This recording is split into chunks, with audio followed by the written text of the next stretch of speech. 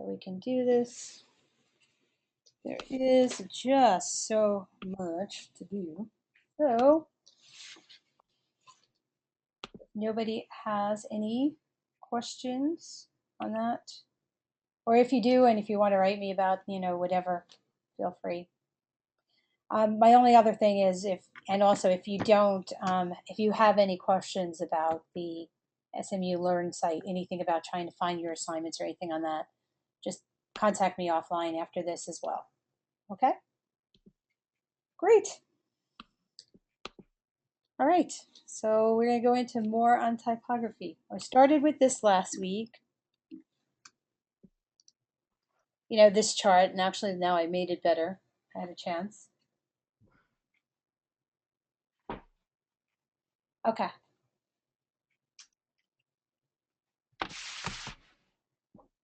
So yeah, just to go back to that question about with John, the we've been talking a lot about like color and typography and font styles, maybe what to use. We're going to do a little bit more of that today. That might help. Um, so the homework assignments were in this case this week. Did you get that about? It's we're starting to do this, and I put the scenario of the whole pie company just so everybody would have it as a PDF. Um, I did do the box for you guys, right? Yes, I did. I did do a Dropbox folder. Did everybody get that? That you can see that? I have the color wheel in there as well. Some other things that I'll keep putting in there. So just so you know. But that's the other thing in there was there's something about the whole background for this whole pie company. And then this week was just really to just start thinking about how you might redesign the logo, like what colors would you want to use to represent this company. And whatever pace that you feel comfortable with, maybe after today more we go into more of the type stuff, you can come through with it. And like I said, you can always contact me more offline as well. I might not get back to you right away, but I will get back to you the same day. Yeah, yeah, we can do that. Well, actually, what I'll be doing, I just haven't done it yet, is I'm going to make PDFs of the presentations. So I owe you 1 through 3 in there. That's not in there yet, I'm sure. And obviously I'll do today. So besides recording them, because who wants to go listen to this again, um, you'd want to go through and you could just go ahead and just see the self itself. You can just watch these slides itself like this one. So um, that's it. Just knowing, just it's very interesting, but I know it seems like such a detailed thing and like why are we learning it? But the more details, oh good, thank you. I'm glad it was. Because you can go back on it and hopefully you can do the same with the Photoshop thing that we're going to do today. Because I'm going to show you stuff that I think is fun with it. A lot of things with it. Photoshop was my first love, so we're been doing it a very, very long time. Great. I'm glad to see that. So anyway, these are the different things. Why would you want to know about this? It's just to start getting familiar with different type styles, and the more you know about the difference with the type styles, the better. Um, been through that. So actually right now, are we okay? There's no feedback or anything, right? I just want to make sure so I don't have to mute everybody. Okay. It's just the idea about that the more you know about these different things and being able to recognize it. Um, like I said last week, one of the main things that people mentioned in like one of those talk groups, and I still have to give you the links for that, the LinkedIn groups. Um, One of the things was that, that came up on pretty much every person's thing was typography, that you can never know enough about typography. I have a hard time with the books. I haven't found a great one yet. As soon as I do, I'm going to add that too. I think I do have a couple. Um, also have a like what to do now thing that I haven't given you guys because this isn't over. But what the what to do now thing we'll have is links to all the photography sites, color sites, different typography sites, anything that, we've already discussed so that you can take it further than I can in just the 14 hours that we have together. So just keep that in mind. So we'll just go through these things again. So this is also, this time also giving you some of the more famous, one again, of these are the fonts like serifs, Baskerville. They've been used for decades. I mean, why would when would you want to use them? Their negative space makes them easy to read at small sizes. That's why they've been favored for body copy in books. Serif fonts also look great in large sizes, although some professional serif fonts have a display version that is optimized for large type sizes. And we'll get to what the display type is. But basically the difference is a display type, a display font you won't want to use in large amounts because it would be impossible to read. But this, good for reading, good for small things. And of course, can have, the opposite of serifs. We have sans serifs. Sans is the French for without. So that literally means without serifs, and they are also used for both body copy and display purposes. Some fonts, such as Futura, are preferred for body copy because of their balance between positive and negative space, making them easy to read. Personally, they're my favorite. I don't know why. I'm just partial to it, but I think everybody has that kind of a tendency to something one way or the other. But certainly Futura is one of the more popular fonts. Helvetica, of course, is one of the most used fonts. And get into that. I'll show you something that's interesting about that in a little bit down the road here. So that's those. Let's go on. These are interesting. Slab serifs. They have a unique appearance because of their rigid serifs. So a slab serif contains no brackets. And that is right. Well, I can't have that. I wish I should have brought a pointer. But look where the R is, like at the bottom of it there. It's kind of at a 90-degree angle. That's what the deal is with this. Well, that's what I mean by that. So they appear very stable, which makes them really good for traditional identities. And it gives, this type of font gives the impression of stability. That's where the psychology of the fonts comes in this particular case for that. So script fonts, those are a lot of fun.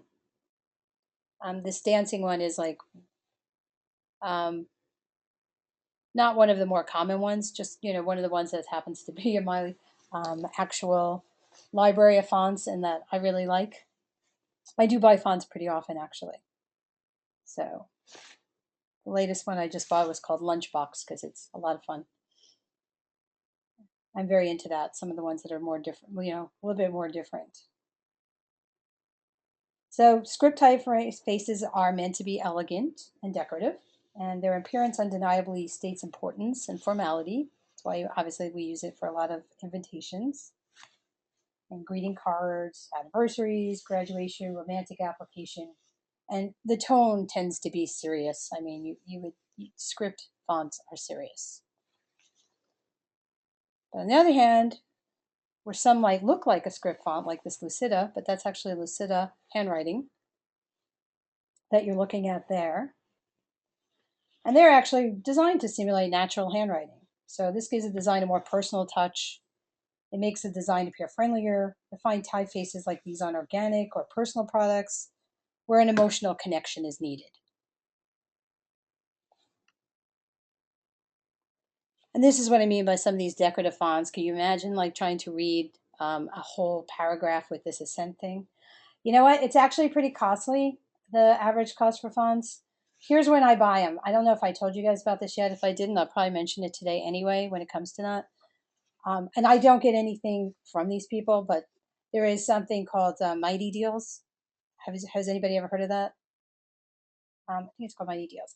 Anyway, Mighty Deals is to designers what Groupon is to everyone else. It's actually gives you every day. I get an email that says, "Hey, would you like to buy this font? It's only $17." Or would you like to buy, and actually they sell it in two different ways. It would be sometimes you have to buy like the web version as well as the print. I don't usually buy the web version because I don't work personally in web a lot, so I don't see the need for it. But I buy the print thing, and on average, I don't spend probably more than the $17, to be honest. That's about probably the highest I would go with that. So they give you deals, but if you look them up, it costs a lot more. So they also do things like that for vector art. Um, Vector art is the art, I haven't mentioned it, I'll say it again. But vector art is what you create.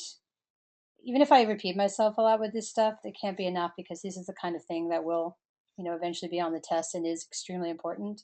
But vector art is like your resolution free kind of art. So it could look great. It's really tiny. You could blow it up to a billboard size. It's going to look great. So there's and it's a lot of fun also, like to buy. That's something that I'm really into because I like a lot of times I like illustrations. So it's that kind of thing. But if you look it up, and I'll show you, like we can go to a font site if we end up having time. Um, like I also have links in that handout that I'm talking about to sites where you can purchase fonts and get deals on fonts. Because legally, and we're going to cover this, unfortunately, probably not today. Today we'll touch upon a little bit of a legal thing we might for images, but we will eventually get into more of a legal thing because it's important to know when to use the fonts and when not. So just keep that in mind. We'll get to that. But these here, the Solomon I bought, and what I like is to buy. You're welcome. What I like to do is I like to buy them when it gives me all the various weights. So you know what I mean. So like if it would be like this has like Solomon light, Solomon black, Solomon italic, and it has like a decorative version of this, which see how like it has the decoration happening in the O's there. I also have one without it. It's a great plain font as well. So this is the term that tends to confuse people. So I'm hoping that visually you can see what it is would help more. Because ligatures are actually when two letters are visually combined. So they optimize reading and viewing. Strokes are combined, such as the crossbars of two separate letters or the crossbar of a T with the stem of an I. Example of this are the FF, the FI, the FL, the FJ that you're looking at here. As you can see in the examples, they tend to be it tends to be better sometimes when they put them together. That's what the ligatures are. It's an optical thing. Next, here's, hopefully more of a visual about kerning. Kerning is actually the amount of space between the two letters, and tracking is the space between a group of letters. Always terms, like I said, that people definitely confuse. So many times the spacing between two letters needs to be optimized, such as with an O and a V next to each other, or an uppercase T with most lowercase letters. This applies to many different combinations of letters, and it depends on the typeface. The example shows where some letters could be kerned a little tighter so that the word flows more cohesively. So where all those circles are, now we've just brought the space in. Again, these are like smaller details, but all the, sweating the small stuff when it comes to design is actually a good thing. It just helps overall.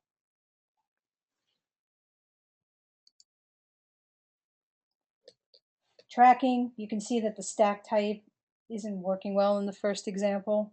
The tracking is normal, but the word photography, it's just too large. And there isn't enough contrast and size difference between the letters. So in the bottom example, the type size of the word was reduced, and the tracking there is increased dramatically so that hopefully we're creating a more elegant effect with more impact while reducing, otherwise what could be perceived as dissonance before with the tradition of photography on top.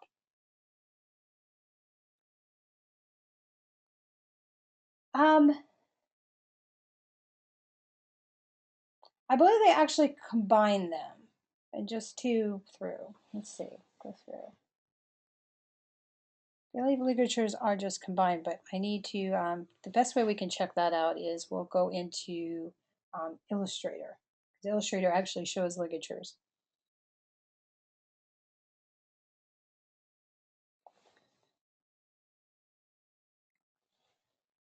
So leading, what are those words? It's the amount of space between each line of text. So finding the optimum amount of space between lines of text will make large bodies of text easier to read.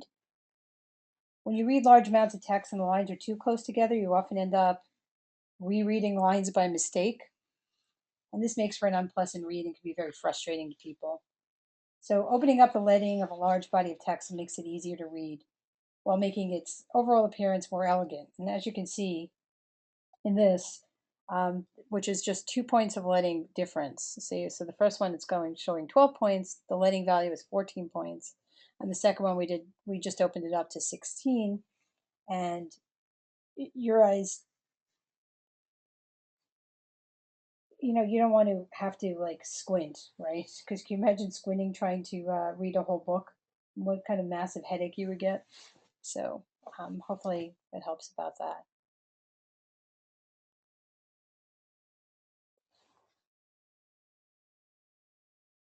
All right, so let's go into like the top typography crimes, because here's like, what to do, and I think it's pretty helpful to learn what not to do. So let's go into what not to do. You don't want to when I say too many signals is actually what this is happening here. Too much styling. And when I'm sorry, styling, too much styling. Sorry, it's been a long day. Too much computer styling.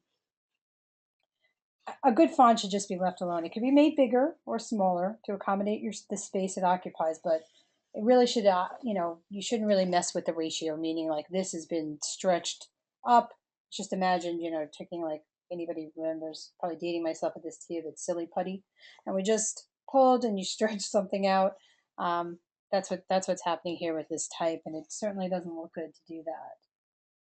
So it should not be stretched, it shouldn't be compressed, it shouldn't be skewed or any other, distortion. As a rule of thumb, if the font looks pixelated, something's wrong. So that's why in the case of Adobe Illustrator is better than Photoshop in this way, because it uses vectors as opposed to pixels. So again, what I was saying before about something looking really good small, something looking really good blown up, that's what I'm talking about here. It's when I say it's better in Illustrator, because Illustrator is a vector program, so you could, your type is going to look crisp and clean, and that's why most of the time when people design logos and things like that, they do it in Illustrator.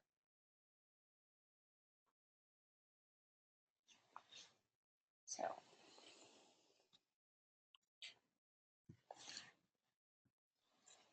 sorry, too many signals. And then when I say signals, what I meant is bold, underline, all caps, oblique, which is another way of some of the fonts are that just when it puts it on an angle, just in case you know, it's what's going on. It's kind of similar to italic, but not as it. And actually, italic type is reminiscent of the strokes in calligraphy, and it has a cursive form as well as Roman influenced. And it was named italic in part because it was actually developed in Italy. Just throw in some trivia for you to have at parties. Originally, it was often used to help people save money. This is what I thought was funny about it, as it requires less space. So when the typewriter came out, underline largely replaced italics. Italics. Oblique is by some accounts a type crime in and of itself. It's simply slanted type and not the actual cursive true italic form. Signals should only be used when appropriate and should not be overdone. So that's what we mean by signals. This is something that lots of people confuse, so hoping this visual will help with that. But it's one of the most common mistakes that designers will actually make. Um, Most designers actually cringe hearing these words. I don't know, they just don't like them, and nobody can actually remember which one is which, including myself. I have times where I just totally blank out on that too. And usually, a lot of times, people just use the terms often interchangeably, but they're not the same. So the definition is: an orphan is a lone word at the end of a paragraph, and a widow is a word or part of a sentence that ends at the bottom of a paragraph, but yet it's been carried over to the next on top to the top of the next paragraph, like what you're seeing here. So see where it says, wouldn't it be nice if pesky little widows never showed up in our paragraphs, because that would make our paragraphs easier to read. So that last line of that paragraph is, that last line is broken up from like a bottom to top, and that's what you don't really want to have somebody do.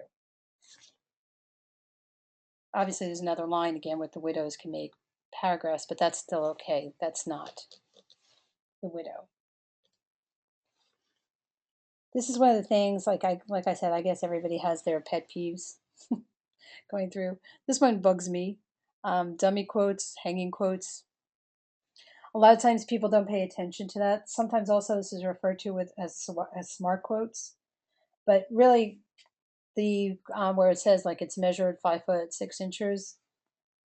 Those are hatch marks. There's a difference between hatch marks and quotation marks. Hatch marks are used to denote feet and inches, and often obviously are used in math. And they should not be used in lieu of quotation marks. And quotation marks should also hang outside of the text. So in a clean design, the quotation marks remain outside.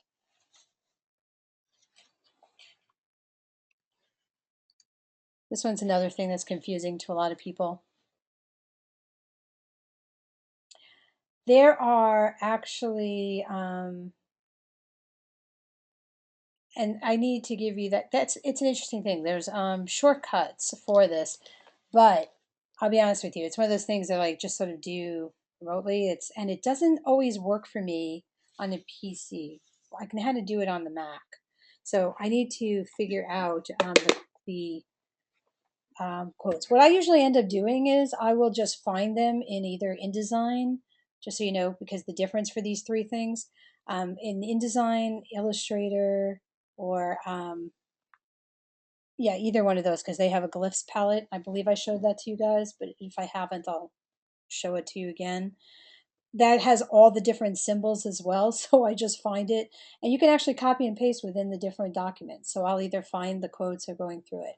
But it's something like Option Shift, holding down either like the Option Shift key and the quotes. But I haven't found that the Alt Shift key works with that. But if anybody has any recommendations about some shortcuts for using the differences with these, feel free to let me know. Because you can see the hyphen, obviously, but it's a little bit more difficult to do on a keyboard, any of the other ones. You kind of have to find it. But actually, technically, this is actually more of a grammatical error, but it's really just as applicable to design as it is to grammar, because hyphens are used to hyphenate compound words, to break words, and between non-continuing numbers such as phone numbers. N dashes, so that's the next one there. That's an N dash, where it says pages 35 to 37.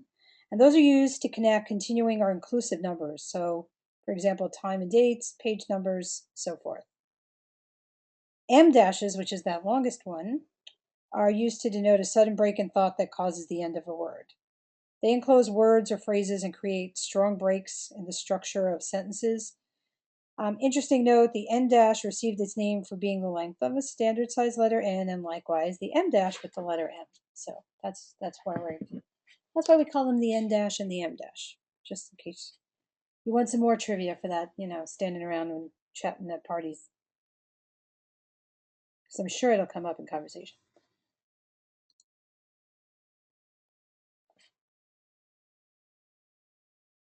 I don't know that actually is, because that's almost unavoidable. Like a paragraph going from one page to the next. Do you mean like starting a paragraph? Like, yeah, like part of half of a paragraph and then the next one going on to the next page? I'll have to look at a book and really think about that. It's a good question.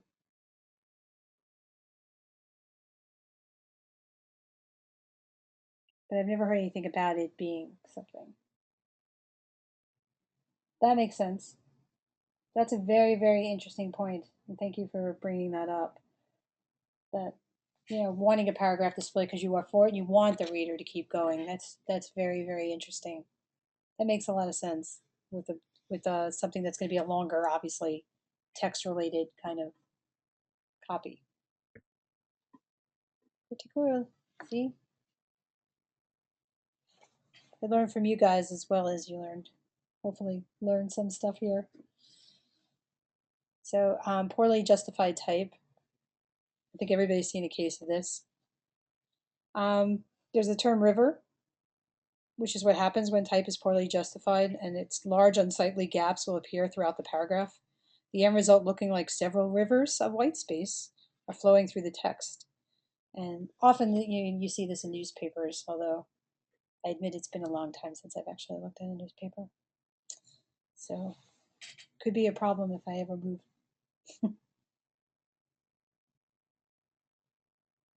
Does anybody ever, actually, I'm just curious about that. Does anybody still read newspapers, actual papers? Because it's not that I don't read, it's just that most of my stuff now tends to be on my iPad. So yeah, I just can't remember the last time I've done that, even though I miss the comics.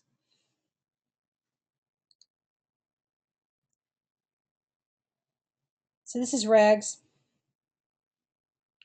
And it's a good designer really can find a way to make a paragraph look relatively straight and crisp at the edges. I brought it up quickly. You might not remember that for InDesign, but that's when I was talking about balance, ragged lines. So, well, that makes sense. Sundays, sports section. That's cute. For me, it was the life section and the comics that I really, really liked. Supposedly, though, the most popular thing still is. I agree. I love magazines. There's nothing you can't you. It's a very tactile experience, and I think going through, and I think a lot of people feel that way still about books.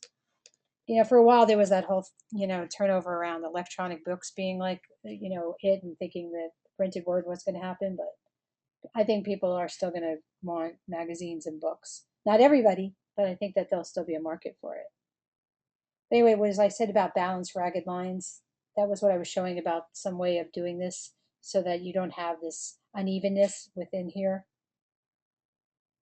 Because it can be really, really, really distracting to have it this unsightly. So hopefully, when you do this, it would be more balanced. So going back to the other one, doing a poor job of those three words that we spoke about before: kerning, tracking, letting. So just you can just see that there. Kerning refers, again, like we said, the amount. So amount of space between the letters in a word. So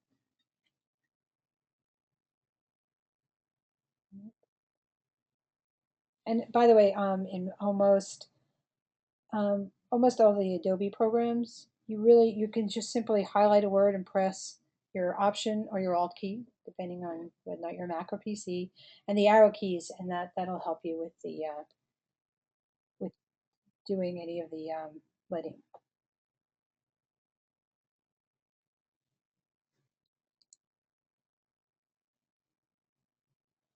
So there's great debates about the drop shadow, and actually it was said that when a certain New York Times magazine printed their headline with drop shadows, hundreds of designers called in the following day, to the extent that the New York Times had to disconnect their phone temporarily.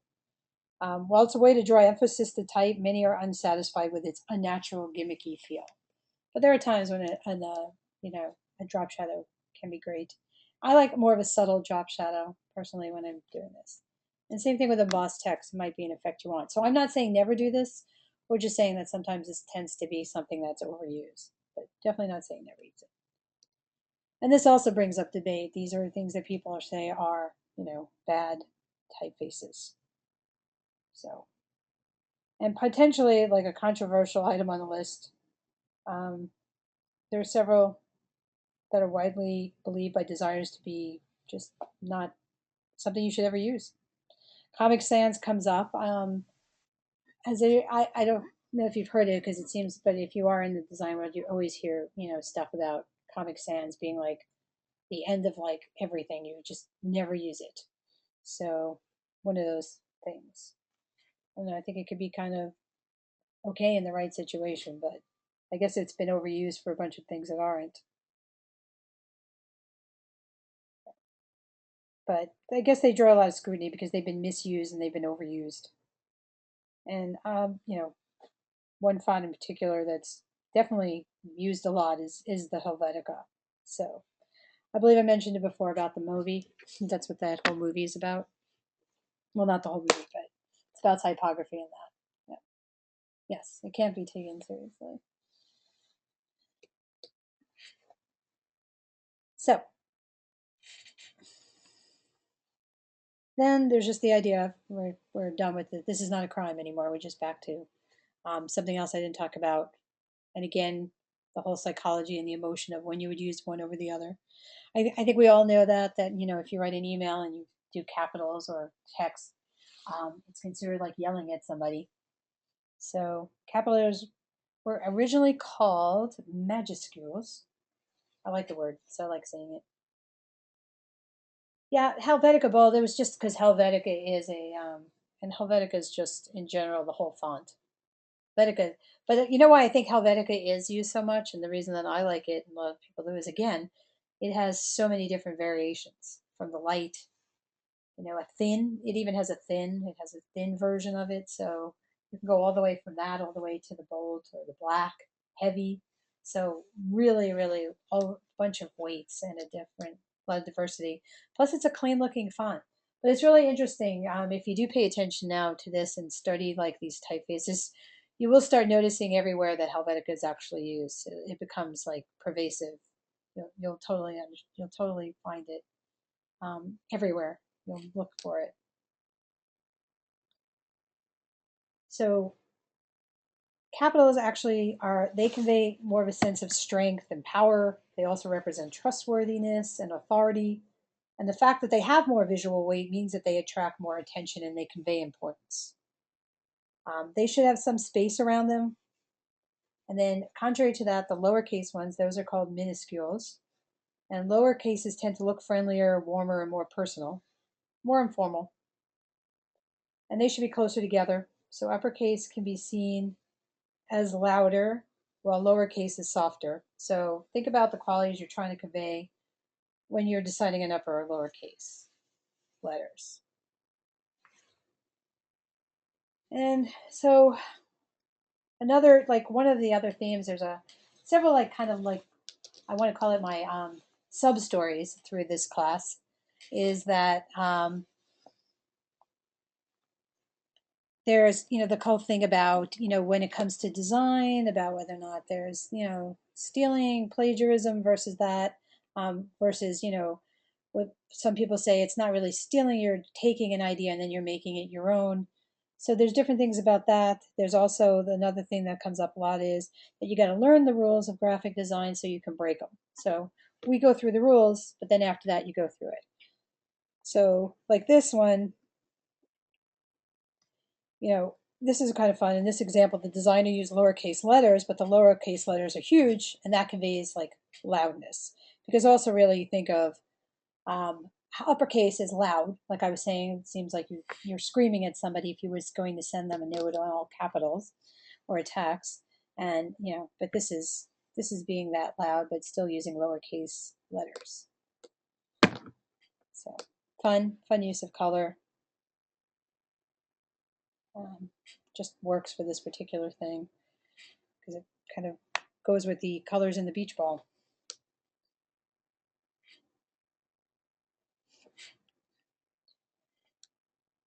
So this I thought was interesting, right? Because we're talking about that then from that about capitals versus not capitals being having this tone, and then I realized that there were two versions out there of this Petco logo. The current one, by the way, is the one on the bottom. So I don't know which one you guys prefer, but the current one is lowercase, so they probably got the message about being warmer and friendlier. And that. Now let's look at something else though. So here's, here we got Petco, which I always loved. I always liked the dog and the cat together. I thought that was always cute. And then here, just going through that, this is, it's a lesser known chain. It's called Petland Discounts. I, I don't even know like where it's. So here, to me, I don't know if like for this, I just put it in here because it's like I'd like to know what these people were thinking when they came up with the sign, because pets are fun, and I think this sign is the opposite of fun. So a case of Really? I mean, even if it is just, a chain of discount stores, it seems like they could have put a lot more thought into this. We touched upon the psychology of color, and yellow is often described as cheery and warm, but I don't see this version of yellow as that.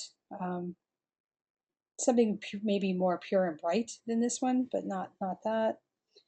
And yellow is interesting. Yellow can also actually create feelings of frustration and anger. So people are more likely to lose their tempers in yellow rooms, and babies tend to cry more in yellow rooms. So you guys can think individually about what it. Yeah, it really looks terrible. What you would think, for when you conjure up like well, obviously, I think everybody's going to have a personal relationship with any of the colors we talk about because there's always, that partiality to one color and the other. But, and I'm not asking you just to actually answer, just think about it. So, so Petco's, like I said, so they were the red and blue, right? And there's another pet store that also uses red and blue. So this one does it as well. And that's another major chain. So we've spoken before about the fact that red conveys excitement. It's exciting to have a pet. They bring joy to our lives, even if they smell bad when it rains, right? Um, and they are also loyal and dependable. And blue is representative of those traits. We tend to have blue associated with loyalty and that. And that is also why you would probably see a lot of banks. A lot of banks do blue because of that whole association with loyal and dependable. So So it's interesting. So here's the other one again. So they both use different shades of it, but they both use red and blue. So obviously they got the memo. And I guess neither one of them trademarked it, if you remember me talking about that as well. The Target has their red trademarked, so like somebody like Walmart, who's a direct competitor, couldn't use it.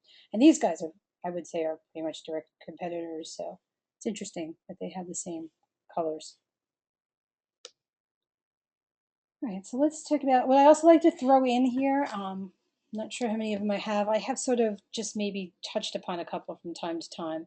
But there, obviously are some great people within this industry and have done some great things, and it's kind of cool to see the stuff that they've done. So I have two that are my favorites when it comes to topography, and that's why, I picked these particular people. Obviously, that's some of this is going to be towards my bias. I'm not saying you have to like it. I'm just saying why I show it because they are also, they actually both these people are award winners. So it's not that, they're not respected by their peers, obviously themselves. So I'm just going to tell you about this person. Um, She actually, her name is Paula Scheer. She established herself as one of the leading American graphic designers of her generation. She was born in 1948, and again, she's known as the First Lady of Design. She's an illustrator, she's a painter, she's an art educator in design, and her style of design is aimed to communicate with contemporary audiences through the use of, like, she uses pop icons, music, and film, creating images that speak to audiences with emotional impact and appeal.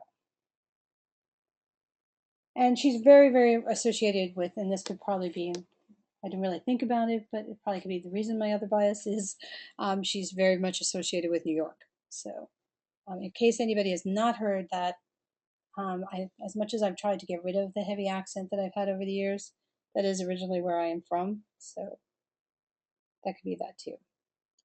So, I'm going to show you a couple of examples with it, but first I'm just going to tell you about that.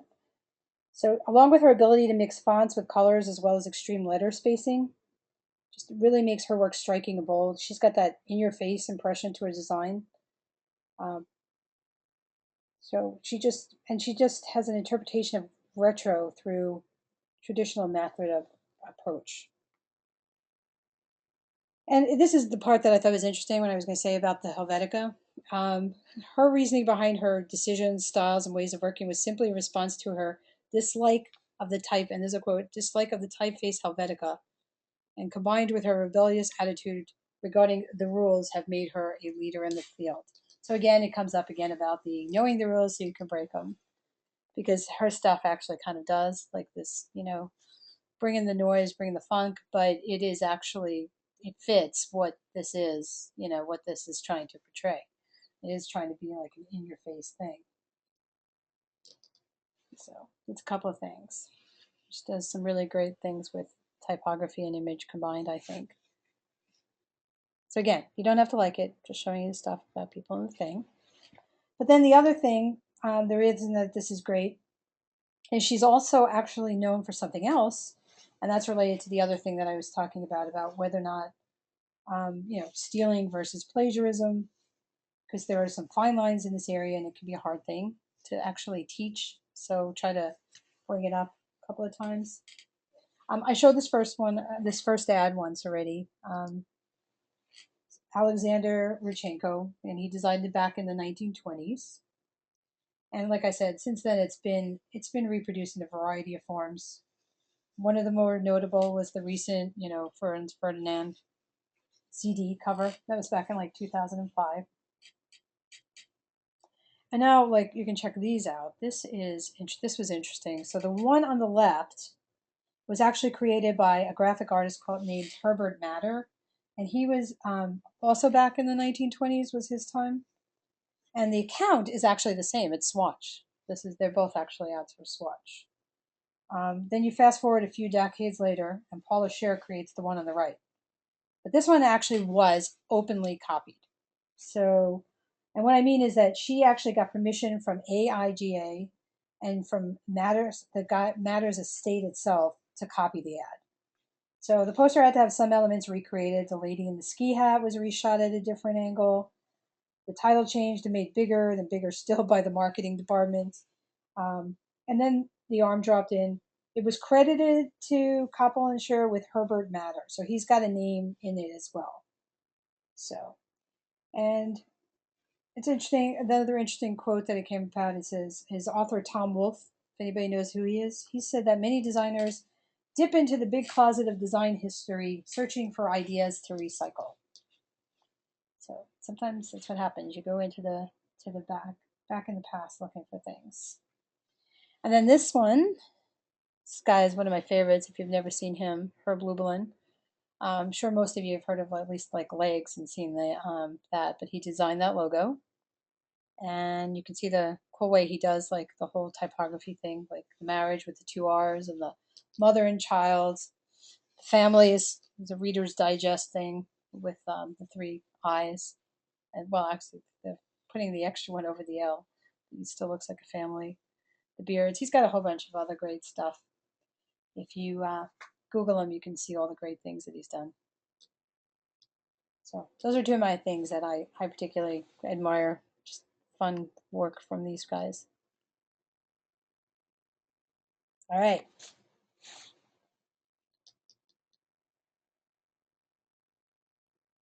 So another important thing. We've talked a lot about color already.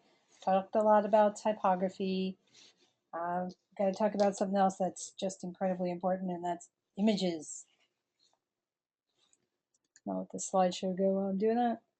So obviously most of us have heard it said that a picture is worth 1,000 words, probably one of the most overused expressions. But and it's not just confined just to pictures. It's often the image that truly though defines the message without the need for words. I mean, think about Nike's swoosh or McDonald's golden arches. You don't need words to go with that. So a carefully chosen image can reinforce a message. It can convey feelings or emotions that words sometimes cannot. Images draw people into a story, it improves aesthetics of a layout, and it brings attention to a message's call to action.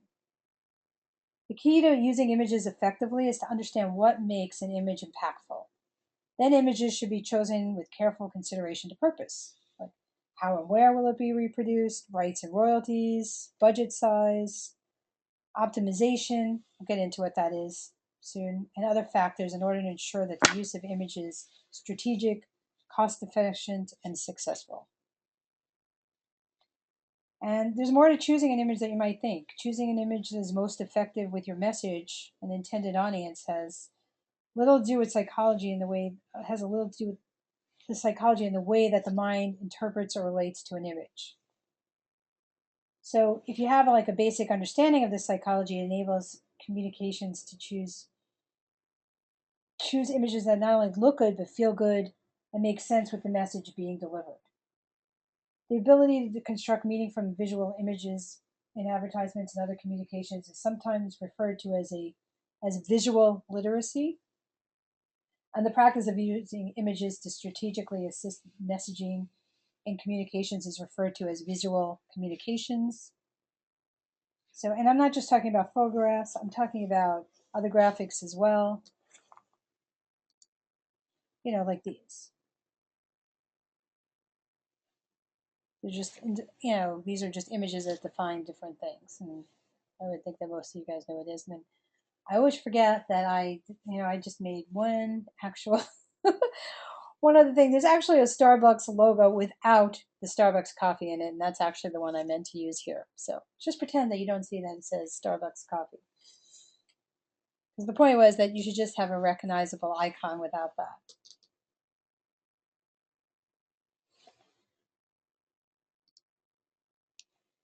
So images help us understand, recall, and experience. So understand, sometimes, it's just easier to explain something in pictures than it is with words. Like how to assemble something.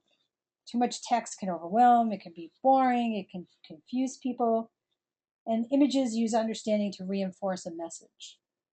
So the other advantage to using images is that it can work globally, right? There's no need for word interpretation. You don't have to worry about language interpretation for different things. You can just, everybody looks at the visuals. So in the example shown here for Square, does everybody know what Square is? It's like that, it's that little device that goes on the iPad that a lot of places are using, that you can take credit cards.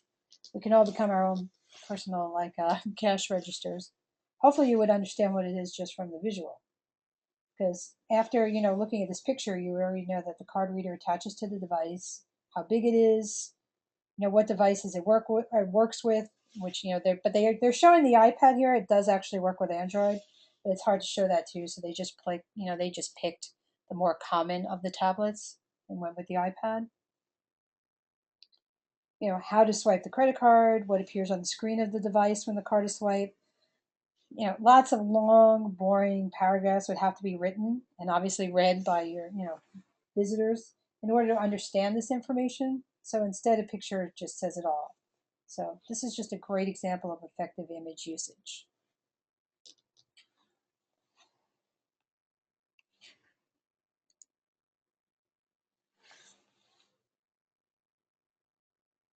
So size, composition, quality, exposure, there are 4 important things to look for in a good image. People actually will look for quality in images. Even the contrast makes a huge difference. So people are very, very sensitive to how photographs have been actually treated. So effectiveness, if it creates excitement or interest, it works. It just comes down to the 3 characteristics of emotional appeal. Does the product in the picture look good and make the user want it? Rational appeal. Does the image show the benefits of the product? Brand appeal. Does the picture fit your brand?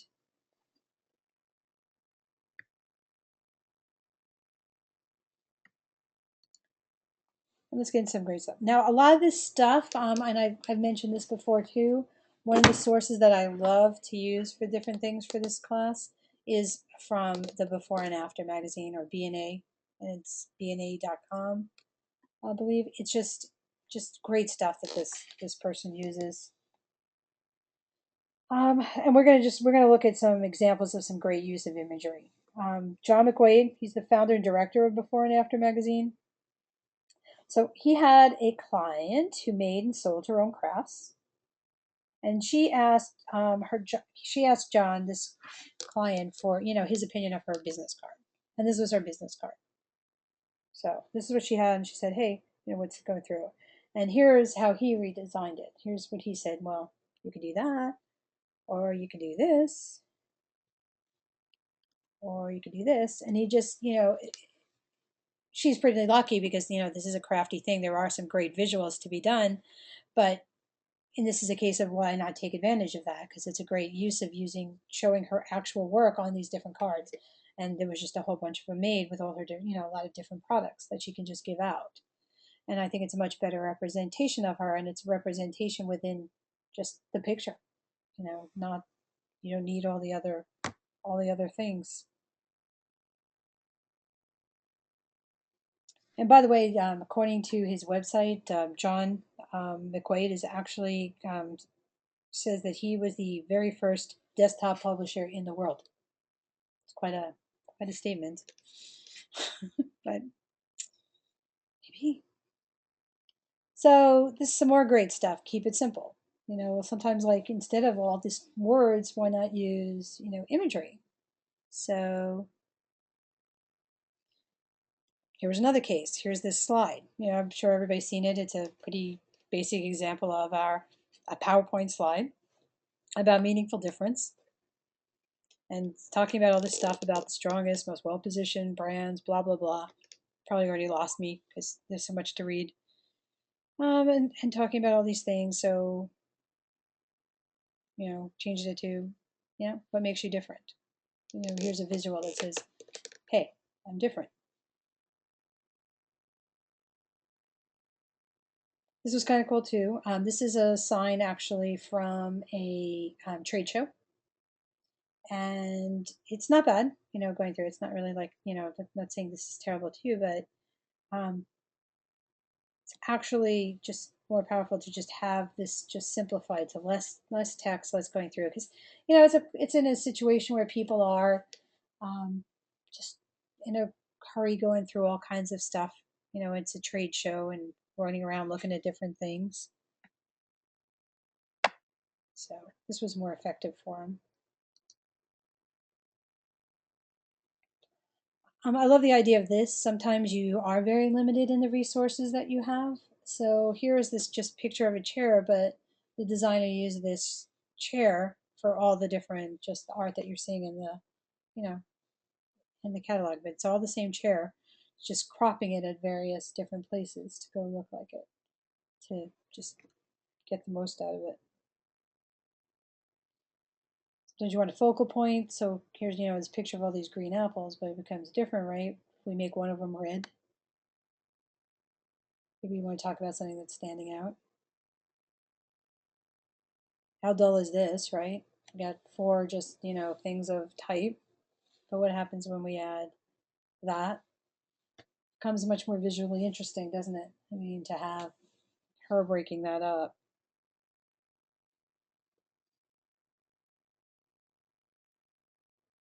And this is interesting. I love this. So tell me, what's the first thing you notice in this? This time I actually do want an answer. Like, tell me what's the first thing that you looked at when you see this.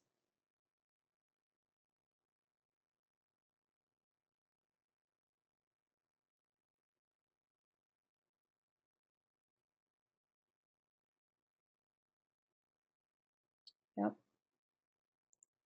So did you know that the images of faces that capture people's attention could be used to guide people around a website or an ad? There was a guy named James Breeze, and do you guys know? I'm going to bring this up. I'll be doing some introductory stuff to web design, and one of the things that one of the positions, and I believe I brought it up briefly, so I don't expect you to remember this, but is a UX designer or usability designer. There's a guy named James Breeze, and he is a usability expert. And those are the people who are designing websites to make them better, easier for people, because you kind of take it for granted. A lot of people going through it, but some websites are better than others to navigate through, and so forth. And so there's a lot of thought that goes into it, a lot of study. Again, a lot more of the psychology, a lot of testing. I got to experience that myself because I work with a team of UX designers. So very, very interesting. So anyway, there was a man named James Breeze, and he actually ran an experiment with 106 people using, and that's the part that fascinated me, was eye tracking technology. So he showed them the baby ads, and actually there's two. He showed them the two baby ads, and I'm going to show you the next one now, because now see what happens. Does it seem different now? Do you notice something more? Because first the baby was like facing us, now the baby is looking at the copy.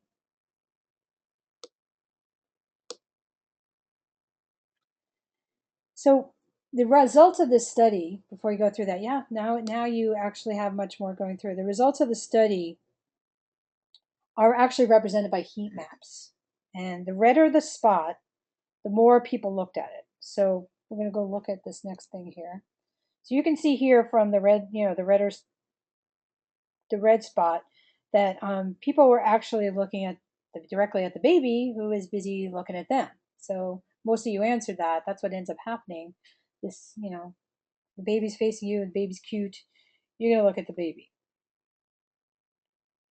So then he showed the other one, the side one, to the same people. And then this heat map shows then, the same 106 people, the same amount of time.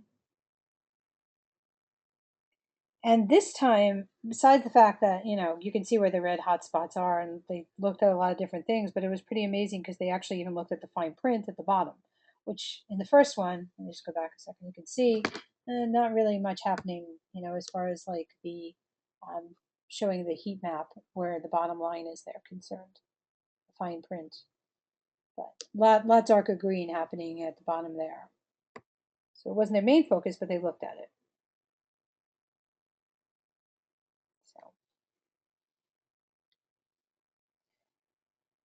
So faces and ads are actually a great thing for your brand. It's people tend to recall ads with faces more than any other kind. So interesting thing to come in. Yeah, it's really interesting. I'll have to look that up then. We'd be curious about that. Does that, just out of curiosity, Samantha, does that have to do with which way people were looking? Is that how they did it? Whether or not are we talking about the pics that, okay, whether or not people's actual Facebook profile pics. Thank you. That is the word I'm trying to find. We're going to talk about we're going to talk about Facebook advertising as well and things like that, designing for Facebook in the future. Here's another case of it. Somebody else did this, like recreated. What they did is they took, and just so you can see that through, they did it with this particular person in the product. And you can see by the heat map again that mostly, her face actually, because this is the right is just the heat map of the on the right. And then they photoshopped it so that our eyes were looking more that way. And then now you can see that now we just follow the line of the eyes to the product. Just, again, something to think about. So we're going to have, hopefully, what you guys will think would be somewhat fun here. Take a break from this. Well, I'm going to show you some of the things that is done in Photoshop. And then I'm going to go into Photoshop and show you something else. And hold on a second. Okay. So let's get out of here for a minute. No, let's do that. So yeah, here's my thing. I think there's no such thing as a bad photo. And the reason I say that is because, with the wonders of Photoshop, I can pretty much change anything to be whatever I want it to be. So, as much as I love the cat thing here, but I like it better without the fence. So I took out the fence. Now, that is not an easy fix. I mean, it's a kind of a time painstaking way to do this if you want to make sure that you do it right. But in certain cases, it can end up being very worthwhile depending on your thing. Obviously, there's plenty of, old things out there. There's a lot of stuff to be said for having something being restored. This, again, when I was talking about, like, the picture, this is a terrible, really, in a lot of ways, terrible photo. But if we just focus on him, and here's where, though, the resolution, the image size matters in this. If this was a very low resolution photo, it really wouldn't be easy to do this. The thing is, if it's a high resolution photo, you have a little bit more flexibility. And if you don't understand that concept, don't worry about it. We will get into it more. In fact, I'll even show you, I think I'll show you even some of that when I go into Photoshop. This is fun, and I'll show you an easy way to color correct a photo. That was one of the things I'm going to show you without having to know anything about looking at your monitors or screen, because everybody's monitors and screens are different. But this is, and here's, before I actually do go into Photoshop, let me just say one thing. There is not just one way to do something, unfortunately, in Photoshop, well, or fortunately, depending on how you look at it. It could be, I say unfortunately for people who are learning, because it could be kind of daunting, but everybody finds their own ways. If you go see a bunch of different people, if you go check out a bunch of different tutorials, they can end up showing you this, get to the same end result as me, but they'll show you a completely different way to get there. So I just want to warn you of that. But like that other, and actually I didn't get to show you what happens is I color corrected them. So I apologize for that. I didn't check that that was out. This is another thing that happens.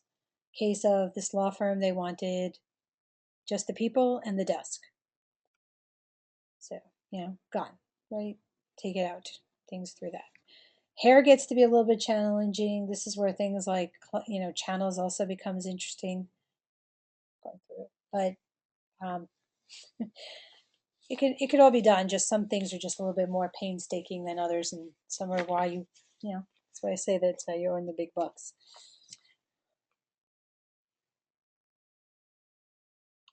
This is a popular style, masking. So I'll show you how to do that real quick. I think, hopefully, yeah, I think I have time to do that. But that's just the idea of, taking the one shape and, the shape of the woman is masking out the rest of that photo, which is just a one long horizontal photo probably of a beach scene. Okay, so let's get out of here before we go back into some more of these technical things. And let's open Photoshop. All right, so how many of you are Photoshop people? Because if you're not a big deal. I just want to know. Anybody would think. If anybody's used that, because this one tends to be the one that a lot of people have done even more than anything else. So do not worry about that. Okay. Really?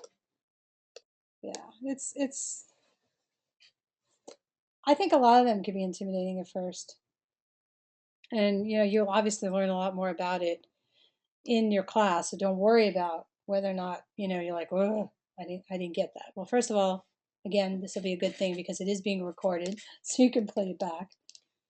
But it's the photo manipulation thing. So let me find. Of course, now that I cleaned up, see if I hopefully put them in here. Yeah, I did. Oh my gosh, sometimes I surprise myself. Here's a couple of things just to show you a really quick deal here. I could actually just drag this over even to the Photoshop icon that's on my desk here and open it that way. So this is just a matter of preference. I could obviously right click and tell it to open up. I could go here and I could say file, open. I could do a shortcut and say Command-O and go find this file, navigate to it, open it that way. In this case, we're going to go through it. So let's zoom in on it. So here's the deal also, and I've mentioned this a couple times, and these same shortcuts work in all the programs. If you double click on it, it will zoom out to 100%. So this is obviously a fairly large. How do you get that circular? Oh. That has to do with the dock, setting up the dock. So we'll have to talk about that offline.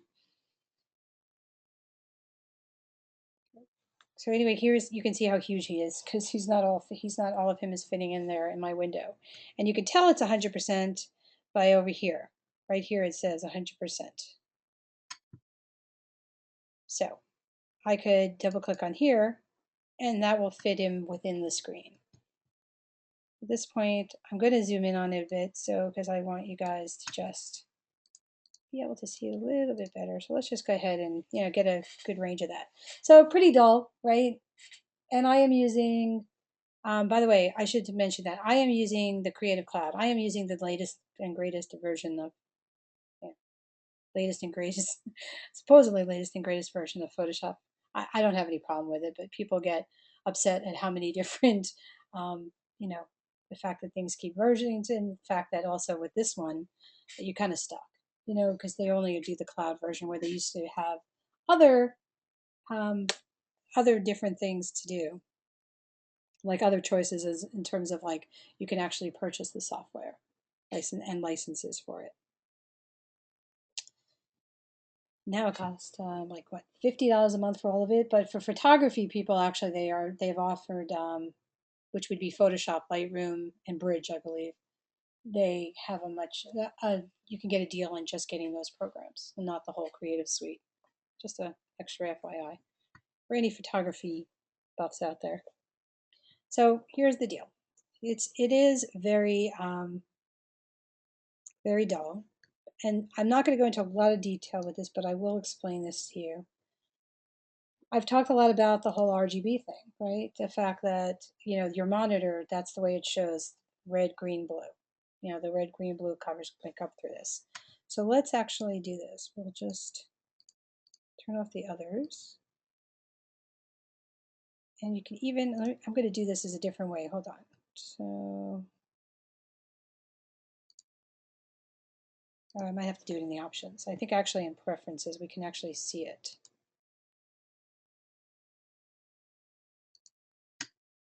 So let's see, channels, interface. Yeah, I don't want to keep going through it. I don't usually use it. I was just thinking it might be good for demonstration purposes. But the point is that there's a blue channel, and we'll turn it off, you can see it. So what this blue channel is all the blues in the photo are represented on this color, and that's why what I was looking for was to be able to change it. You can actually change it in preferences. This is the default, which is black and white versions of the channels.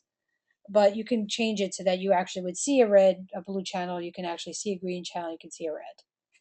If you're interested, I'll make sure I have it changed for next time so I do it quick enough. There's green, here's the red.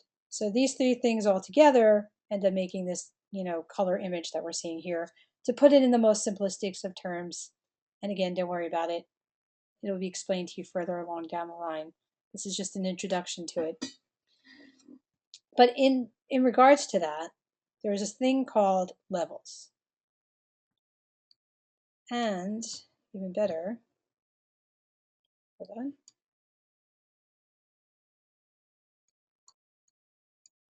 I'm just trying to get to the bottom of my thing here, which I cannot do. So, interesting. Okay, well, so much for that for now. What I was going to try and do is do what I call an adjustment layer, but I won't confuse you further. But anyway, there's a whole bunch of things here under image, and there's adjustments. So top ones here are brightness and contrast.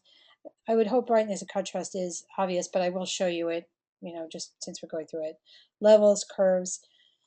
These things are all affecting like the color of the document for now though. And again, this goes with the whole, there's a whole bunch of different ways to do it. I'm just showing you one particular thing. And my trick is levels. And if you bring this up, you can see that it's actually interesting. We have to go back. I have to make sure this is all turned in. Now let's do it again. Now it says RGB. Just to let you know the whole thing here. This is called a histogram, and it really should be much more balanced. So if this photo was actually much more clear and not as like cloudy, is the best way I think I can describe this photo, then this you would be seeing something that's instead of like all smushed together into that like mountain kind of thing that you're looking at, it would be much more even. So here's my trick for quickly like adjusting color in a case like this without, and then we're going to move on to something more fun, without having to actually look at your monitor, because everybody's monitor, a lot of monitors and stuff are different and you can't really rely on that. So this is how I do it. Just red, I choose, there's three channels, so there's RGB, which is all three, and then you can actually go into each of these different channels within to make adjustments within the levels. So I'm going to take red to start, And you can see it's going to look like crap. I'm bringing both the outsiders into where the mountain mostly starts here. I'm going to do the same thing for green. So I'm going to bring this guy in here. And I'm going to bring the left in here. And I'm going to go to the blue. We go here. And now I have this color a lot more. And I'm just going to go Command Z. So you can see that's the before. And that's the after. So it's like we lifted out some of the gray that's going through. And there are a whole bunch of ways to do color, but that's what I like to just show to beginners because I think at least, it's an easy thing to do without having to explain a lot of the background for it. So let's just zoom out a bit. So just see. Now the water's hopefully looking more blue. The greens, you can see the colors in his shorts, which were pretty colorful, and that's why I like to use this particular thing. And that's it. And it's Command Z that undoes just whatever the last thing is. Photoshop only has one undo as far as Command Z goes, or Control Z. Whereas you could do multiple in InDesign and in Illustrator. Here, if you do Command Option Z, you can do multiple and keep going back. So that's that.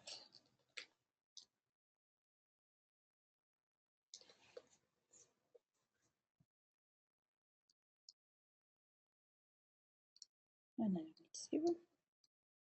and again, I could spend a couple hours just showing a whole bunch of different ways to do that and fix him in color, including playing with something called Camera Raw. So, any photography people?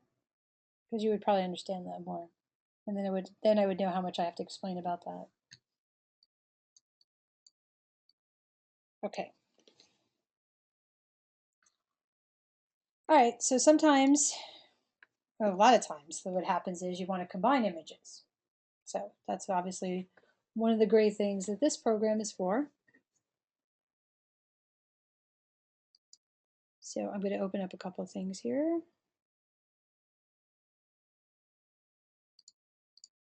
I'm going to open up this. I like it. And I'm going to open up. I'm just doing File, Open, and I'm going to just some things I have here.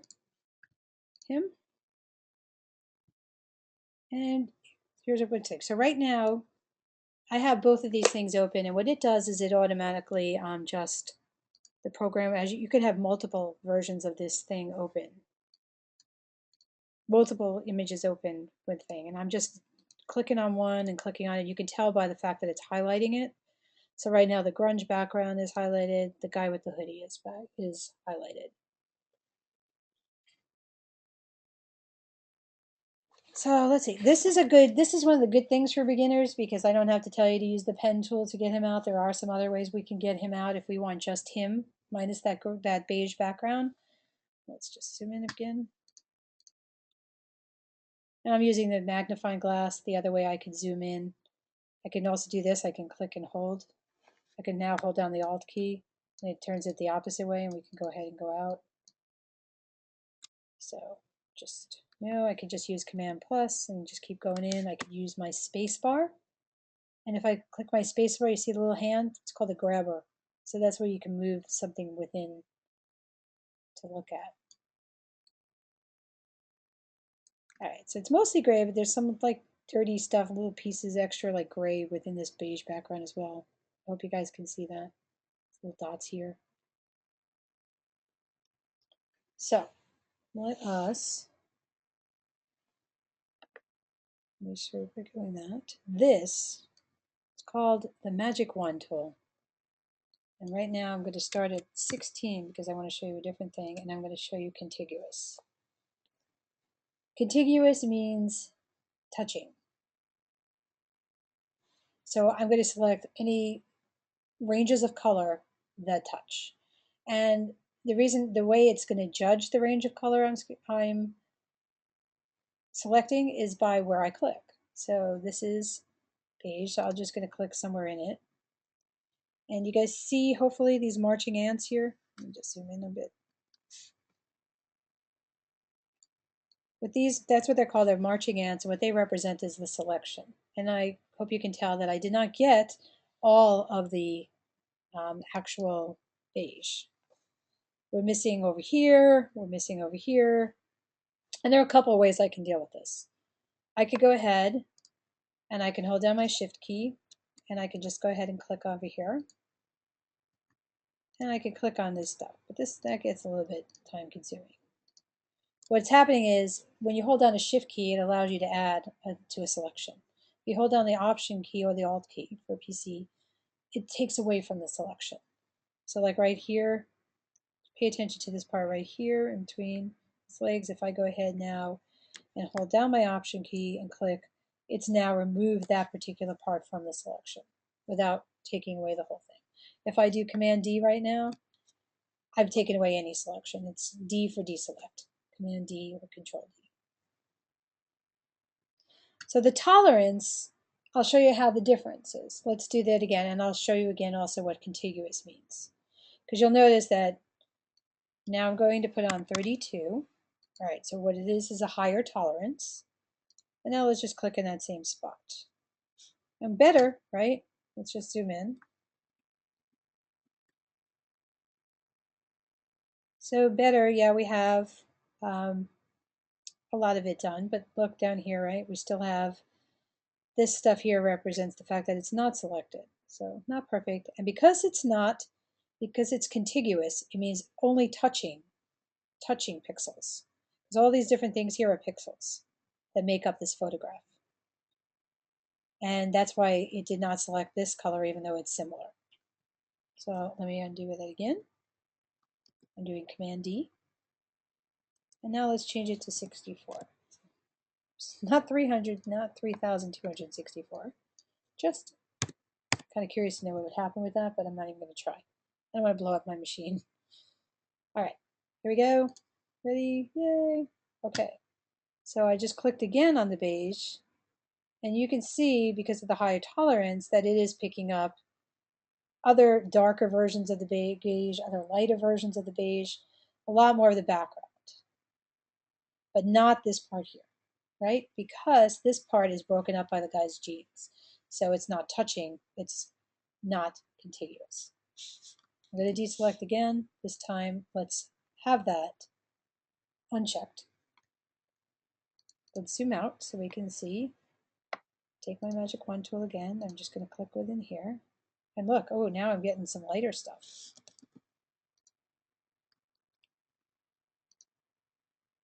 So I probably wouldn't want to do this way because I can't be bothered. I could actually go ahead and use the option key and get rid of some of the selection. Too much work right now. So this is all about like playing with these programs. A lot of it is about trial and error. You'll start to know what's a good way to do something and what's not. But I'm going to put contiguous back on now. Now I get a much cleaner thing because I really want him to just be in his much attacked, which right now, no, I'm not selecting him. So I'm going to hold down my shift key and select all. And I think that's a pretty good job of the background being clean, except for, oh, got a couple of pixels here. It's a little bit off, but it'll be good enough for the purposes. Let's just go through. And good enough. For the purposes of this experiment, we're not going to do, like, I'm not going to worry about perfecting it. Now the deal is, I want him, not the background. But he, isn't it quite as easy because he's not one color. So what I'm going to do is, I'm going to go ahead and just do image adjustments. There are shortcuts for this, but I won't take you through it, and invert. And that's not what I want to do either.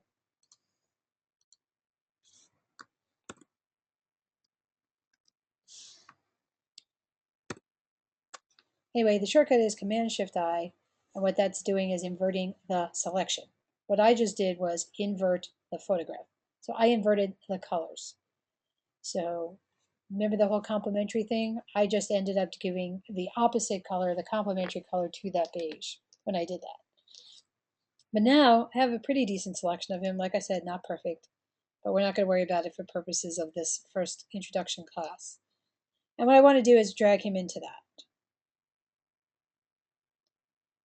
So there's a couple ways I can do it. And you can also change your view.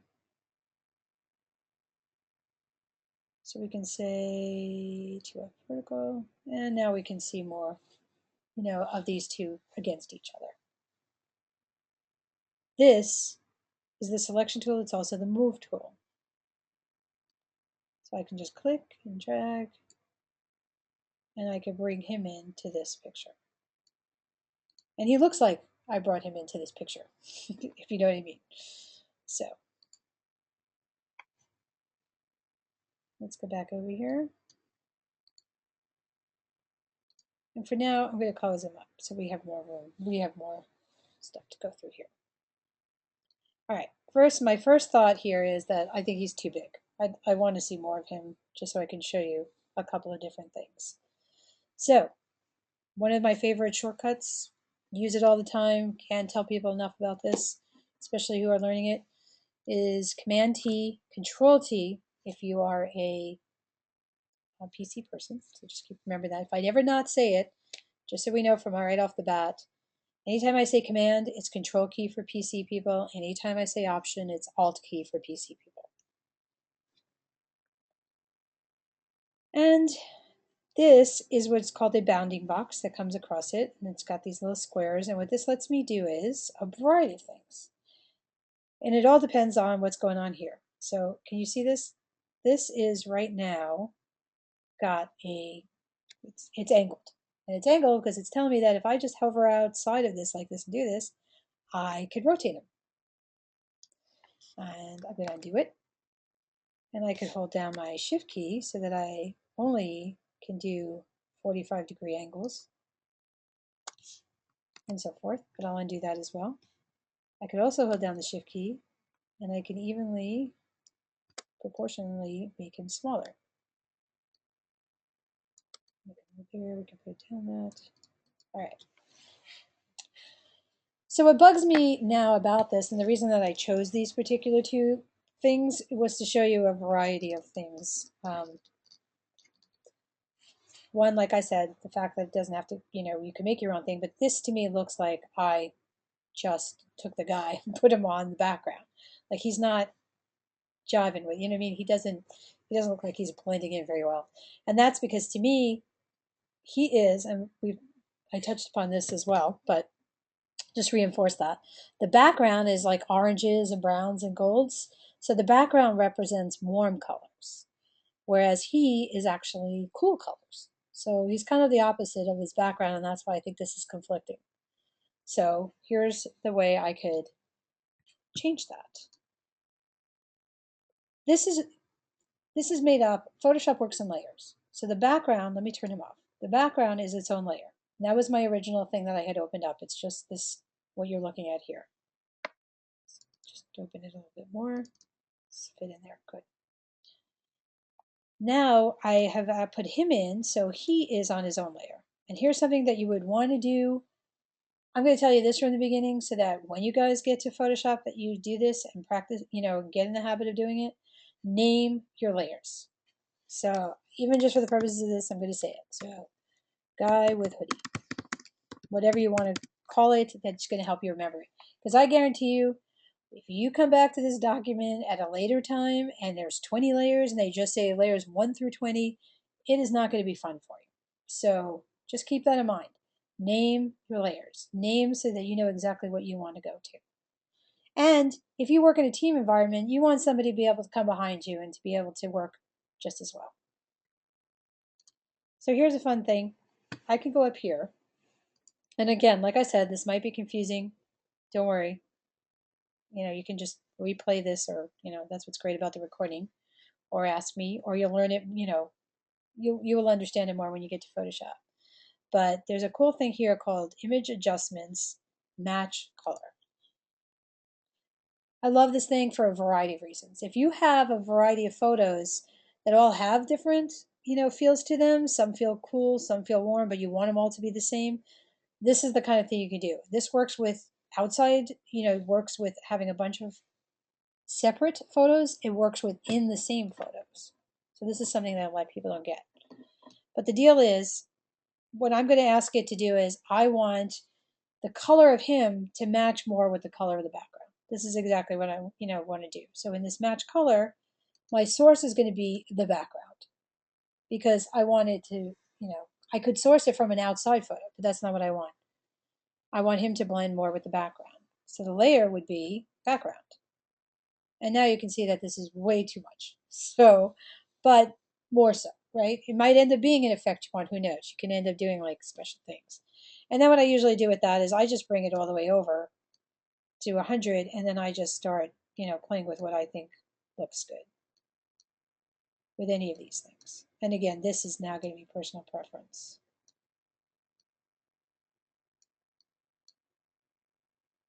So the luminance is how light, he's going to be, the color intensity. You can see now I made his face a little bit more orange. Fade, going through. In this case, I'll just leave it go more like that, just, for time purposes. And no. And by the way, this match color I think has been around since, I know it's at least in 5. It might be before that. Because to be honest, I have no recollection now of when stuff was, going through. So if you have a lower version of Photoshop, this should work. That's the other reason I'm showing you this. Any of this stuff is actually for lower versions of Photoshop as well. And we can click on it here.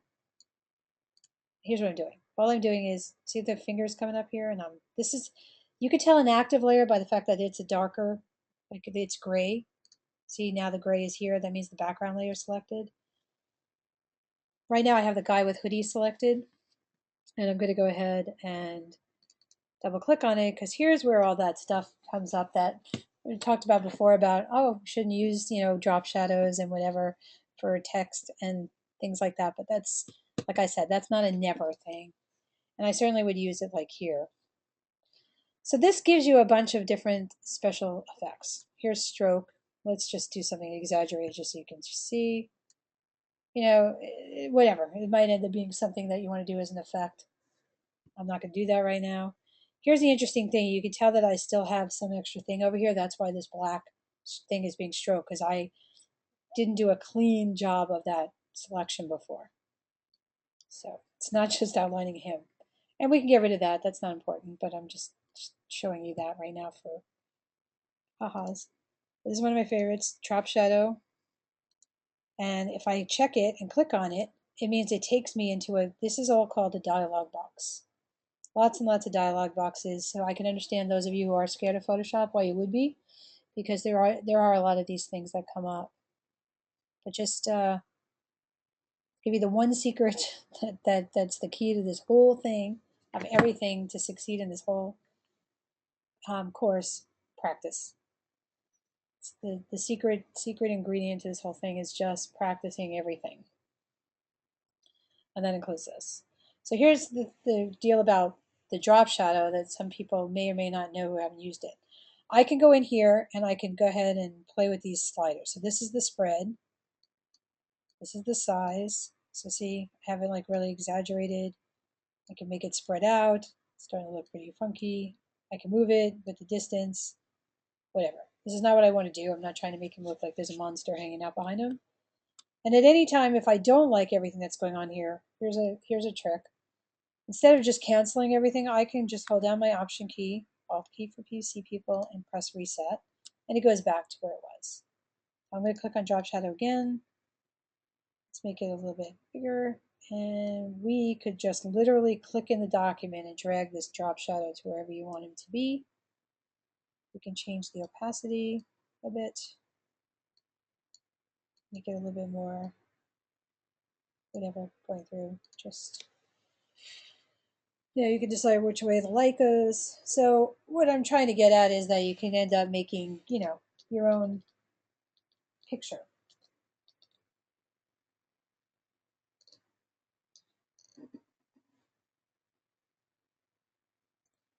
And I probably should have duplicated it so you can see the difference from what he was like without the image, the adjustment. And then, by the way, it lists this stuff here. So it says effects drop shadow. So if anytime you think that that's lame, you can go ahead and just drag it down to the garbage, which you can't see right now because this thing is going through. Let me hide my dock.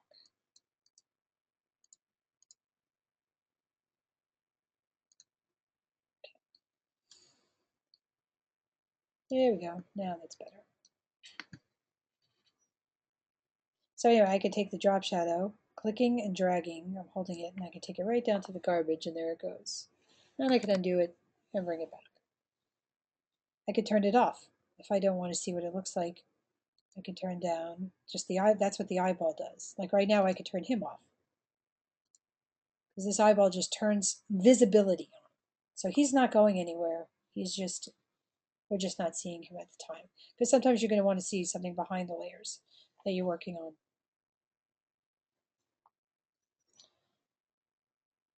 So fun.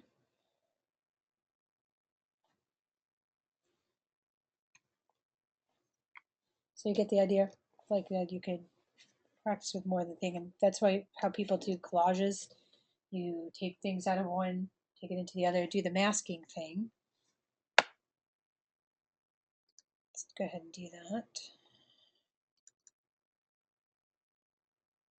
We could add mask. If we color in here, now I'm just getting a brush tool. And let's change it to 100% just so you can see dramatically. You can see that I could erase part of him. Now, mind you, I am not deleting him at all. Because that's what a mask is good for. The mask lets me just take out parts that I want, but at any time I can take this mask, which by the way you can see is represented here, and throw it in the garbage, and it's going to say, hey, do I want to apply it? No, I want to delete it. So there you can see he's still intact. And the mask was when we saw the Coppertone, the Coppertone ad where it had the woman and then the sun's scene in it. That's actually done with masking as well. And if I have time after finishing this, I'll come back to it. If not, we'll pick up on it again next week. So that's an introduction into the fun world of Photoshop. So I hope those of you who were afraid of it can see that it could end up being fun.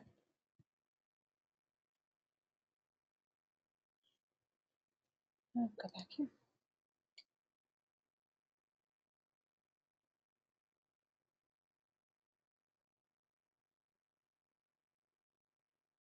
I think I'll do that. Okay. So what do I mean by this? Sourcing images. Well,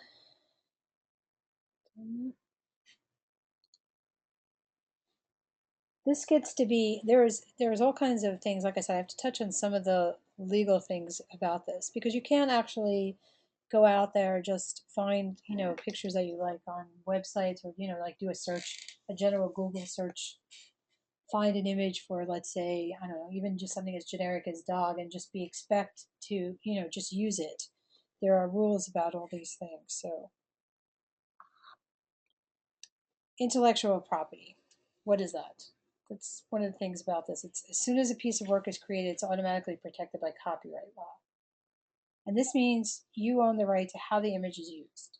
So many employment contracts automatically transfer the right for your work, for the photography, and this is for people who actually take the photographs themselves. So if any of you were also into photography, because I meet a lot of designers who are, you need to negotiate your image rights in a contract if you're going to do a freelance job. All this stuff, there's a lot of dry legal stuff out there. So you have the term if you want to research it more, but it's important to understand the concept, which is just that, because there's a difference about copyright versus no copying, and that I spell out for you here. Because if you want to copy someone else's work, you have to ask permission. And obviously, it's hard to protect images on the web. It is very easy to just right click and copy an image, but you really can't do that. And there's a case, and I even have it bookmarked for people, but there was a case of a company that had they had an intern going through, and the intern had just found some picture somewhere and used it, and there was no permission. It was not a legal thing, and whoever the person was who owned the picture discovered that they had used it, and long story short, it ended up costing the company $4,000, and they probably got off easy because some of these lawsuits can be pretty pricey. So that's hence why I'm going into this legal issues, because it is really important. So people do watermark photos, but that really isn't the ultimate solution. Um, they can be photoshopped out as well. Just saying it could be done, not saying, it's been done. And so really to protect work, work needs to be registered with a copyright office. And there's, a way to check it out. So that's why this thing is great, because not everybody, can afford to have some of those sites, for it. And I haven't gotten to a lot of them, but I'll show you them, are pretty pricey. When it comes to like iStock Photo, if you've ever heard of that. Maybe some of you actually use it at your work. Maybe you have a license to one of these companies or several licenses. And that's where you can actually, what we call stock photography. So obviously not all of us are photographers and running around taking our own pictures. So it has to be places where you can get it. And what this is cool about this Creative Commons, and the also thing I like about this is it's an infographic. So anytime I can throw infographics in here, I like it because I just find the whole style of them kind of appealing. It appeals to my short attention span kind of nature. So anyway, Creative Commons is a nonprofit organization that enables the sharing and use of creativity and knowledge through free legal tools. Easy to use copyright provide a simple, standardized way to give the public permission to share and use your creative work on conditions of your choice. So Creative Commons licenses let you easily change your copyright terms from the default of all rights reserved to some rights reserved. If you've ever seen that before, like all rights reserved. Creative Commons images are free, and most often they're gotten from sites like Flickr. So Flickr, which is Flickr, and I'll actually go out to that for a second. And you can actually go there. Let's just go out of here a second. And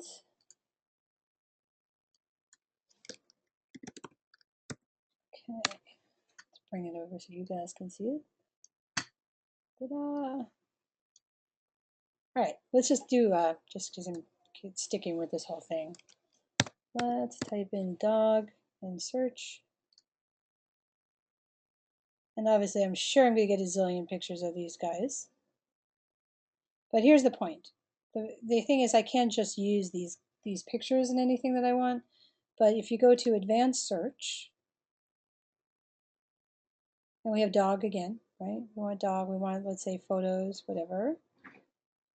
And you can even search by date, but here's the one that I'm looking for, Creative Commons. And you can say, only search within Creative Commons licensed content, find content to use commercially. We can find content that we can actually modify ourselves, because that's another important point. Can you actually take somebody else's, work and alter it? So, and then we'd say search again. And then we should be able to use these images, because that's what came up now for it. Probably have to check out, you choose an image that meets your objectives, but there'll be appropriate licensing that goes with it. And we'll go into a little bit more about that.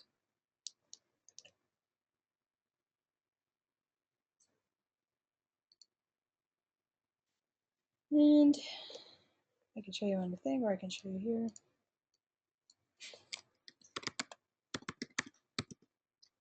So it's creativecommons.org. That's interesting. I know it's telling me that, but just for the fun of it, we won't go through it. But I'll show you that that's where it is. It's creativecommons.org. And here's a bunch of other places. So places that you can search for images. Getty's images, Corbis images. These are all, by the way, when you have the presentation in PDF form, you'll be able to click on them and it will just take you. These are active links in here for all the sites. I made them active links.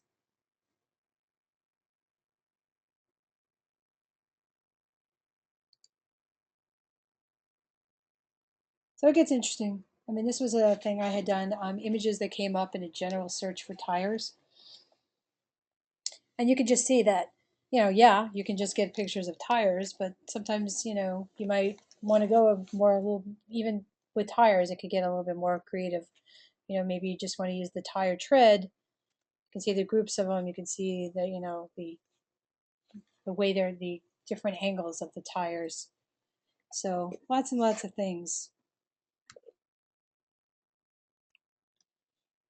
And what I recommend doing is, like I said, is building your own graphics library. So when time is tight, and a well-stocked library of various images, rips, all these things that you're looking at here, these are all stuff that I have. Just different pieces of, my own art, things because I bought like, either clip arts, from this other thing that I'll show you in a second. Special effects, you can do it, but a lot of times also you can even find them. Some of them are free out there. So like say like that bullet shot type, I probably, there's probably a brush that does that, just simulates the effects of the bullets being shot out. Just different items, some vector, some print. You can see like, I have like a bunch of art to make infographics that I've collected. I'll get back out of it and I'll show you this. What I was talking about the fonts before.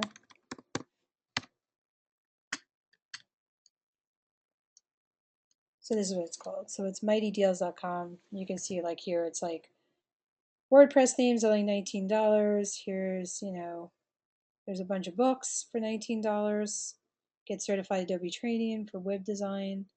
Just various different things. We can even search it for fonts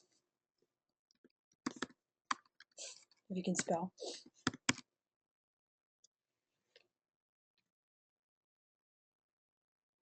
So here, this is what I was talking about. So, usually $60, getting it for 17. This is the kind of things I take advantage of so that I can get through it. And I just thought it was kind of fun. You can always see what it looks like. Excuse me. I guess I'm losing my voice. So if anybody has any questions, probably be a good time to ask them.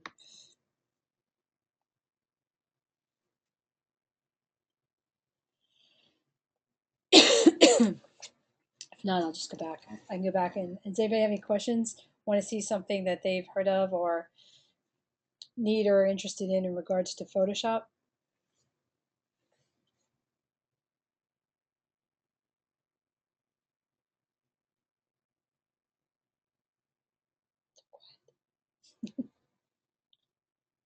No.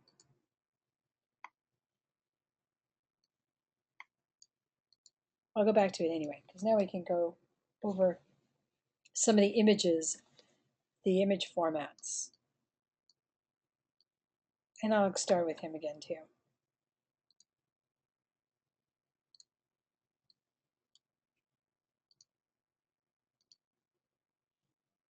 Oops.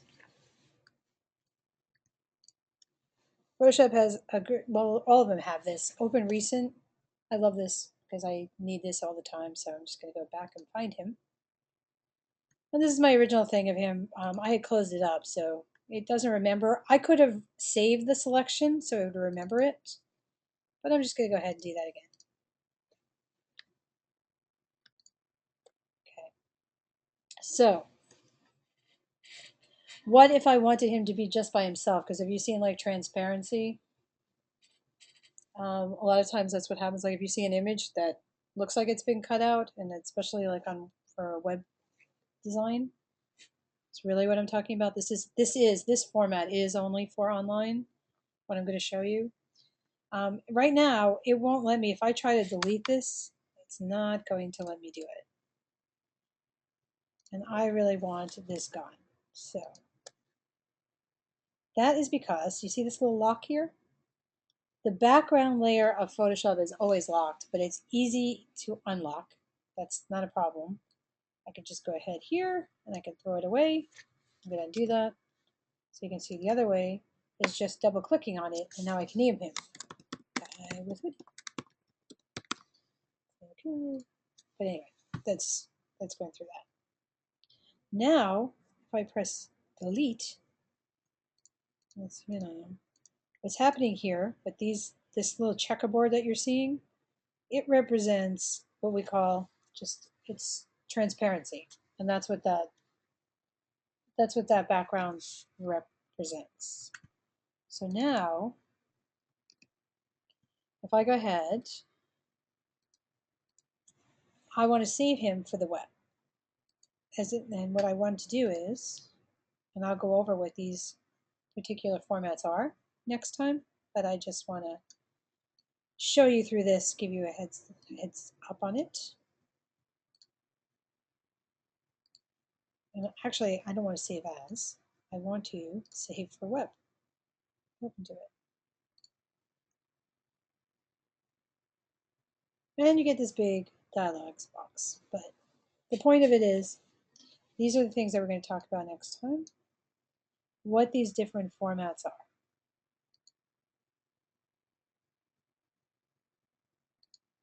So what the important thing about the PNG format is, it allows you to save something with transparency. And that's why I love it. Any of the things that you see in any of these presentations that are cut out, they're all saved for this presentation by this format. So I would just say save, and it says PNG because I picked that. Now watch, if I did change this to JPEG, you see the white background's going to come back in. Let me go ahead and zoom out. Because a JPEG does not support that. And I actually, you know what? I don't know what that stands. I actually don't know what PNG stands for. I know what most of the other ones do. I'll have to let you know what that is next time. But and for that matter, I actually know what JPEG stands for, but I can't remember at the moment either. I can't even blame it on Monday because it's Tuesday. The GIF file, GIF, or sometimes it's been called GIF, but we looked it up a while ago and it's actually GIF. It is good for like those little animations. So, you know, like anybody have seen like any of those photographs that have that repeating animation, sometimes like on different websites?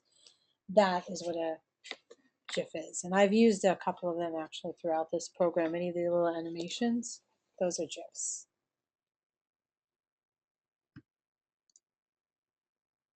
The other thing that's great about Photoshop, let's go back and revert to it,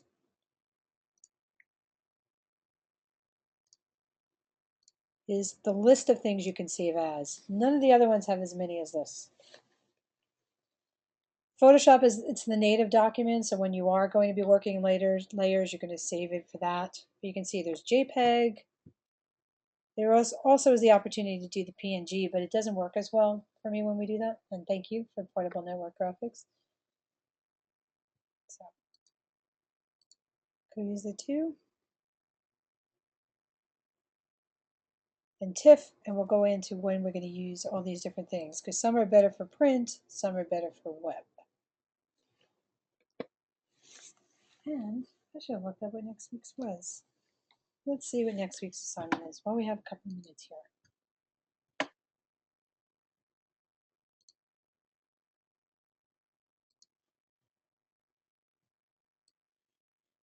Okay.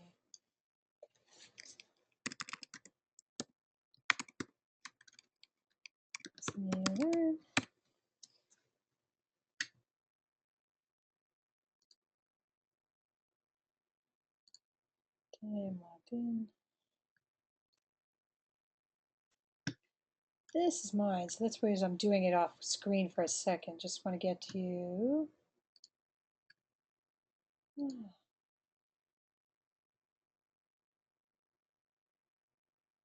all right. So it looks like this week coming up, we're going to read chapter 3, pages 131 to 163, and 164 to 195. 164 to 195 is about images. And Mother has taken photos of her pies, but they are not of print quality. We need to get a flyer together for a promotional sale this weekend. We do not have time to retake them. It's your job to research and recommend one reputable photo bank website and select 2 images of pies that we can use for the flyer. So post that to the week 4 discussion area, the URL web link to the images you found, and we'll talk about them next week. So there's a list of them in this thing, so I'll make sure that I get it to you. God, I have stuff happening all the time, including the Big D conference this weekend. Has anybody heard of that? Because if it's the it stands for the Big Design Conference, Big Dallas, I mean Design Conference. It's really cool. Yeah. Well, Jordan, maybe I'll see you there then, because I'm going. So I'll be there both Friday and Saturday, and that's great that you're going. So anyway, it's a variety thing of, especially about that user experience again that I was talking about. That's very popular and very important. And that takes us to 8:30.